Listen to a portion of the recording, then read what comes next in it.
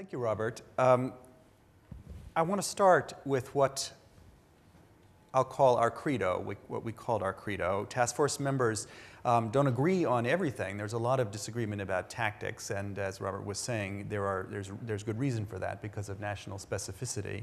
But we did come to an agreement, I believe, on this as our credo. Okay, the central idea of our reform is to reconnect the teaching of economics with the workings of the actual economy and to begin that reconnection at the very beginning with the undergraduate curriculum. The task force was, as Robert says, originally his brainchild, and the UK committee started with, because of that, with rather definite ideas about what the problem was and what needed to be done there. By contrast, the US committee didn't really have definite ideas about what needed to be done, and so we took a bit longer to come to our views. And let me just begin by foreshadowing four concrete proposals for kinds of things that we're imagining INET might want to spend money doing. The US economics education system, just for those of you who didn't grow up in that system, the US economics education system is quite different from the UK. Students take courses in a wide variety of sequences, organizing their economics education around the rest of their college experience, including internships, semesters abroad, sports commitments, and the like. It's a modular system. This is the point. And so it calls for a modular response, at least as a first step. And so what we've come up with in the US side, okay, is a sort of modular strategy, intervention at various levels with various different kinds of products. And these are the four, okay. General education, this is like the intro level course, and I'm going to give you more specificity about this very short introduction idea, supplementary kinds of things. These, in the intermediate level courses, a kind of anthology we want to call the economic reasoning anthology, which is a different sort of thing than you might have seen before. And these case studies, I think, are key, and you'll see why, because they connect to the INET virtual university strategy, which I'm going to come to. And the fourth is this field discourse anthology, again, a different kind of anthology than you might have seen before. I'll flesh these out in a minute. But I want to begin, we actually, in the US committee, because we didn't immediately know what the problem was, we had to talk a lot, okay, about it. What I'm going to present now is sort of, I mean, as chair of this, I had a responsibility to come up with something to say at the annual meeting. And so this sort of theory of what the problem is, and therefore that informs our solutions, I will take personal responsibility for and not implicate any of my task force members. Although, and I think it doesn't mean that our deliverables are necessarily dependent on this either. Okay, so there are other theories of the problem that could lead to similar deliverables. From the beginning, and I would like to emphasize this, that the thinking of the US committee has been shaped by the working assumption that things are the way they are for a reason. For a historical reason, and they stay the way they are for another reason, perhaps an institutional or a structural reason. We're not going to make much progress in changing things unless we identify these reasons. Put another way, our working assumption is that the current state of affairs, which Robert describes, similar to in the US, is not just an error, okay? It's not a mistake, okay, that could be put right once you just point it out, okay? Nor, I think, is it the result of any plot. There's no deliberate plan of obfuscation that requires a political battle against the forces of obfuscation. So where did this current state of affairs come from? This slide, which perhaps I moved a little fast to get to, suggests one possible story, just to take you back in history, that informs my own thinking. One origin of the present state of affairs is the rather dramatic reorientation of the field of economics that came about as a consequence of Depression and World War. A reorientation that made an older pedagogy seem outdated and in need of reconstruction from the ground up. I'm taking Richard Ely as representative of the older tradition and Paul Samuelson as representative of the reconstruction.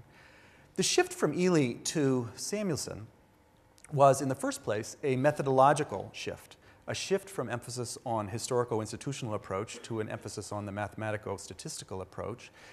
But what I want to emphasize about this is that it's not a shift from interpreting the world to changing it. Ely was just as much a social reformer as Samuelson.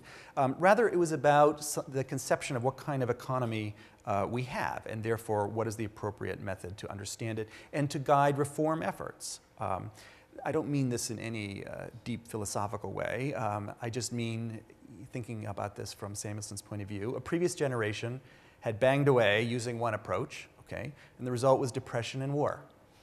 It was time for a change. Maybe it was just as simple as that in 1948. But what a change it was. You can see it simply by comparing the first page of the first chapter of the two textbooks, Ely and Samuelson. On the one hand, you have Ely's Broad Church, in which, and here I quote, you're not going to be able to probably see this on the slide, but all of these slides, by the way, and all of our work product is on the INET webpage now, on the task force, that you can have a look at later on. On the one hand, you have Ely's Broad Church, in which, and I quote, opportunity is offered for exercise of every mental aptitude and every scientific method. Okay? And he mentions there, I circle there, the historian, the politician, the mathematician, you know, there's room for everybody, okay, in Ely's conception of economics. On the other hand, you have Samuelson's sharp focus on doing something concrete about the problems of unemployment and poverty, lest fascism gain a foothold.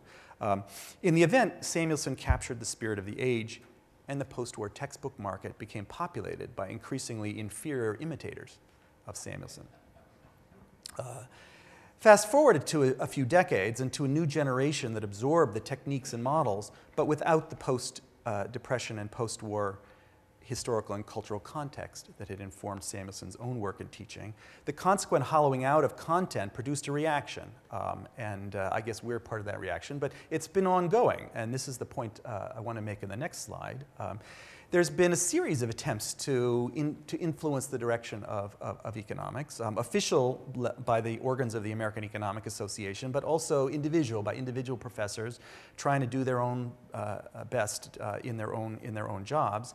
I guess I must be one of those discontents, since I was asked to lead the US effort, even though I have never myself tried to write a textbook. And so basically what I did was to recruit everybody who had tried to write a textbook to reform economics. And that's what made our task force, that's what made our technical consultants panel. And if you haven't been consulted, rest assured that we would like to consult you. So be in touch.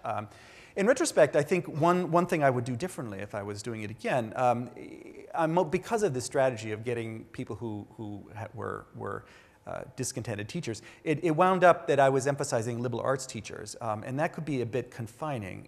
If I had to do it over again, I think I would bring in more voices from business schools and even practitioners. The point being that practitioners and the educators who prepare them never could afford to lose contact with the real world. They've been an important source of support from outside the liberal arts for reform within the liberal arts. And I think we could use this in our reform efforts. And I particularly note there David Moss's book, which is assigned at Harvard Business School and which sells quite well. So this brings me to my second question. Why, notwithstanding periodic reform efforts, does it stay the way it is? We talked about that a lot. And Robert had some suggestions there, but I'm going to go in a different direction. The book that's been most influential for my own thinking about this is Louis Menon's book, which I'm showing here, which comes out of his experience trying to reform the general education requirements at Harvard College. It's actually a beautiful book. He's not an economist, and so he brings a wider perspective, reminding us that problems of curricular reform and resistance are everywhere, okay, not just in economics. I take away 3 points from Menon, which are important for this effort. What I call the ideology of the liberal arts, okay? That the liberal arts education should not be vocational or professional. We're training thinkers, not employees. That the research that's done in these universities should be disinterested, neutral research for policy. It's the public interest, not sectional interest. And third, socialization for citizenship, that's what college is about. It's our system, okay, that we're interested in, not some other. And these became constraints. And each of them tied into the new economics that Samuelson was creating. And one of the resistance to reform, I think, has taken these three particular directions because of those, appeal to those ideologies. Resistance to accounting, management, and finance. Many of these courses, certainly in my institution, are not economics courses. You can't take them for credit in economics. You can't learn accounting. You can't, and I think it's true others. I think there's also the resistance to political economy, history, hermeneutical kinds of disciplines is an attempt to say this isn't about interpretation. There's facts of the matter here. It's neutral policy. Resistance to heterodoxy comes from this socialization idea that Marx and socialists, this is somehow anti-American, and maybe in political science or somewhere they can learn this. Now, so this is a sort of diagnosis that the liberal arts ideology has wound up impoverishing economics education. But I want to emphasize that there's nothing in the liberal arts ideology that is necessarily at variance with the credo in my first slide. Nothing. The liberal arts can be an ally, okay, in a reform effort, and can be mobilized, I believe. In fact, I think there are good reasons to think that now is a particularly good time to mobilize that. Opportunity is knocking. We're at a time of change. What are these reasons why we might be more successful in reform than that slide I showed you of all of the people who had attempted to reform before? Three reasons.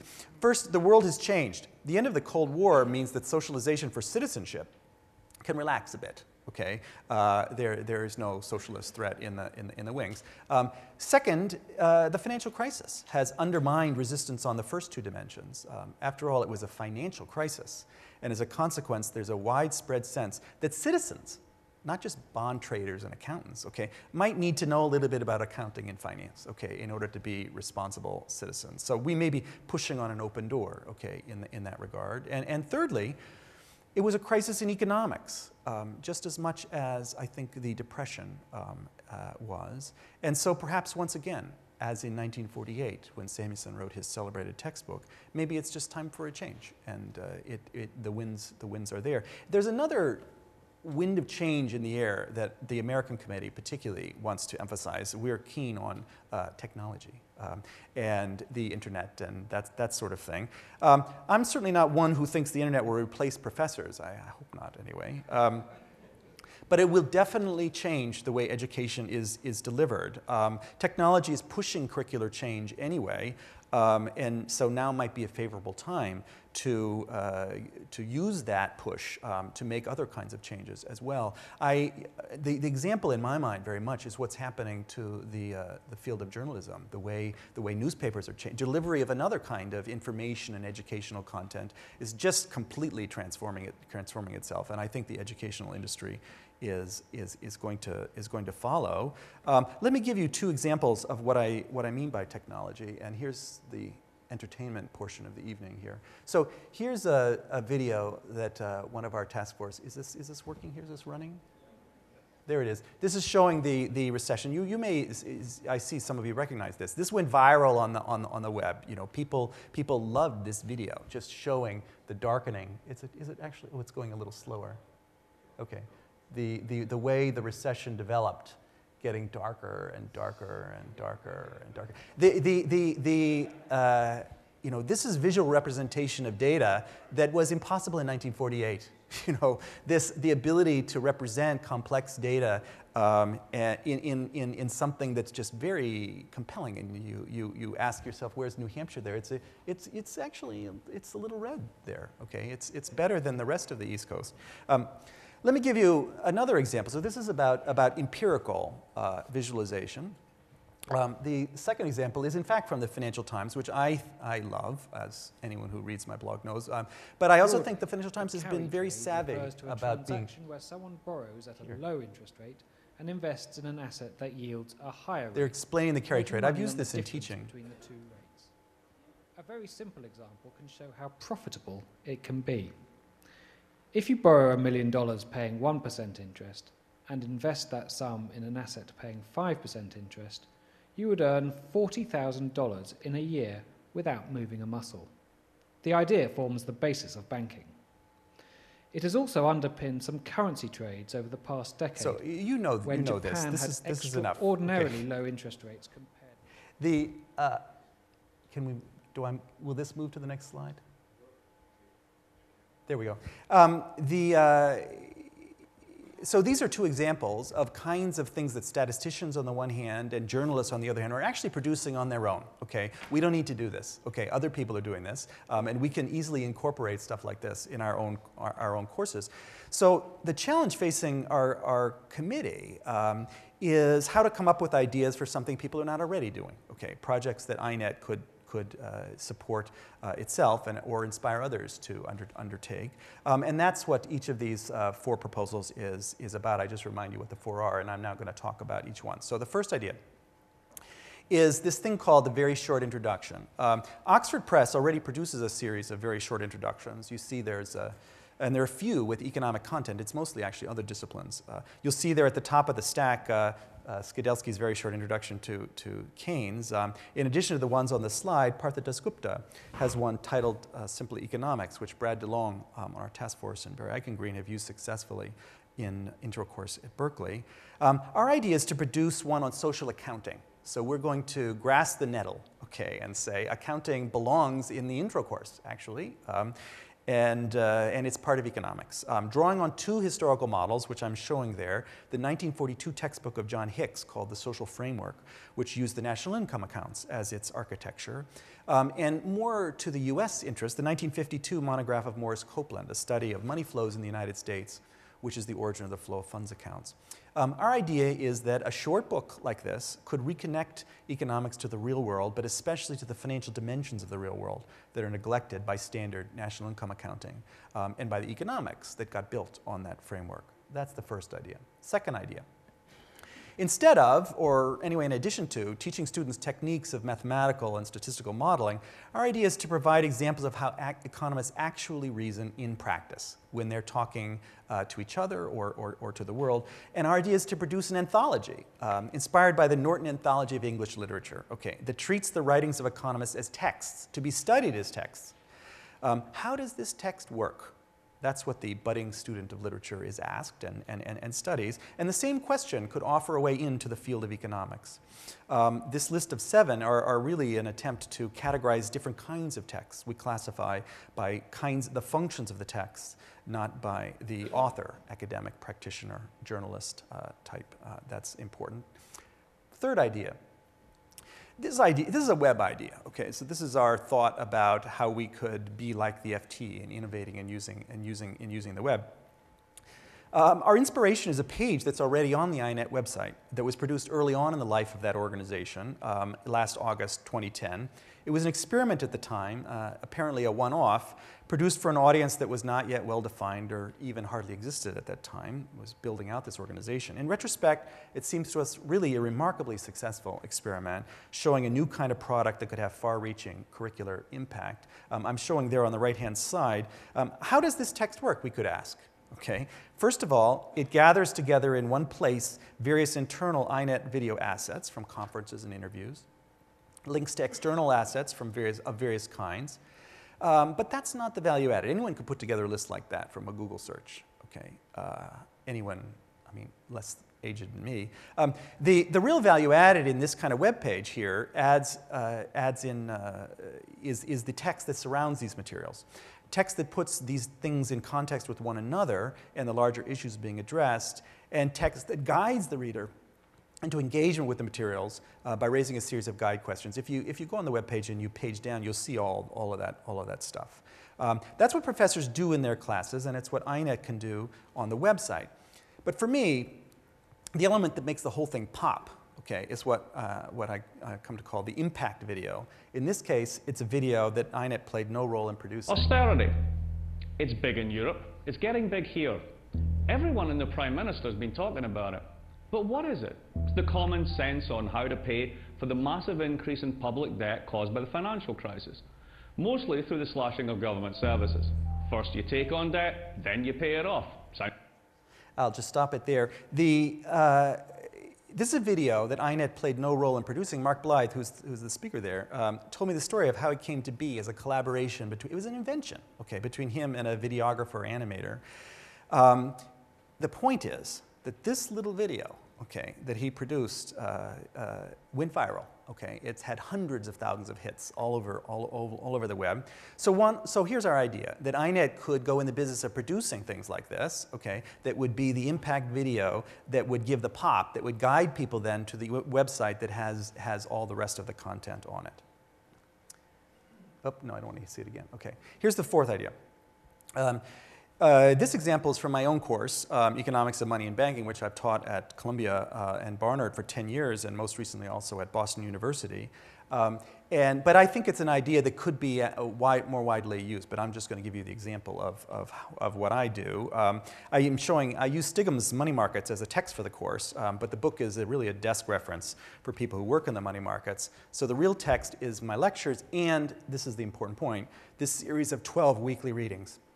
Choose these readings as a way, they're texts that are ways of introducing students, excuse me, to the range of voices and the different kinds of people who are attempting to reason economically about some dimension of how the money markets work. So here's, so one idea is to give voice to people who are not professors, who are non-academic. So I always have texts that are people who've written from the Fed, people who've written from the BIS, and Wall Street practitioners. This is the famous shadow banking piece, which from the New York Fed, oh, some of this lining up didn't work when it got translated. Okay, there were things underlined and now they're overlined. Okay, but you see the point. Another dimension in which that you can use this anthology for is to emphasize the historical and character and institutional character. So I always choose some texts there you can see that are older. The chapters by Dunbar are actually textbook chapters about how the checking system worked before there was even the Fed. It actually is students just love this because it's very pedagogical, but it also definitely tells you there was a world before a central bank. How about that? And finally, also some of these new economic thinking, okay, and I'm showing here Minsky and Hicks, his beautiful book, Market Theory of Money, in order to foster some discussion. So these four ideas are four concrete examples of deliverables that we could start producing tomorrow. The idea that these might be a good place to start from comes, in my mind, from the analysis of the problem, but they could come from other analyses of the problem as well. And these deliverables, and here's what I want to use the last slide or two to say, are really only a place to start. They're not a place to finish. In his charge to the committee, when Rob Johnson came to talk to us, he urged us to think big. Okay, and we were all very much energized by this charge, and so there's something a little embarrassingly small about these four little ideas here.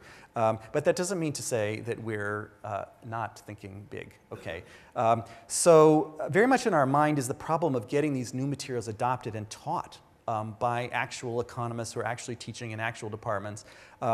And they're all designed to be attractive. I think we can make them attractive, low cost, easy to adopt, high quality. But in the longer run, the task is going to be about teaching the teacher as much as the student. And so I want to draw attention to ways in which our efforts are linking up with other efforts that INET is already undergoing here. The History of Economic Thought Task Force, which is trying to broaden the scope of what people are able to teach, and the Economic History Task Force as well out of Berkeley. We see our curricular efforts as linking up quite closely with those efforts. Further, and here's where we see ourselves focusing maybe for the year ahead, our discussions so far have been focused on the UK committee and the US, that there's a whole world out there. Now, there's good reason for that narrow focus. The whole world out there is mainly adopting inferior copies of correct curricular materials produced in the US and the UK. But we don't want the rest of the world to be adopting inferior copies of the curricular materials that we produce, okay? In the next stage of our work, we need to bring these additional perspectives into the tent by coming up with content and delivery strategies that make sense for these markets as a whole. Last slide. So looking ahead, as INET builds out the vision of a virtual university, We look forward to continuing involvement in the curricular dimension of that vision. And I'm ending here with an advertisement for INET's beautiful new website, where the first green shoots of that vision are sprouting, spring image. If you've been visiting our site regularly, you know we now have a weekly director's interview series, which is sort of like our public lecture series that are offered at bricks and mortar universities. There's my little blog, but there's going to be lots of them. That's our idea, and some of our new bloggers are here. You may have met them. And then I point again to this impact issues modules. If this idea catches fire, we could have a lot of them. We have only one right now. It could be a series. Stay tuned. Thank you.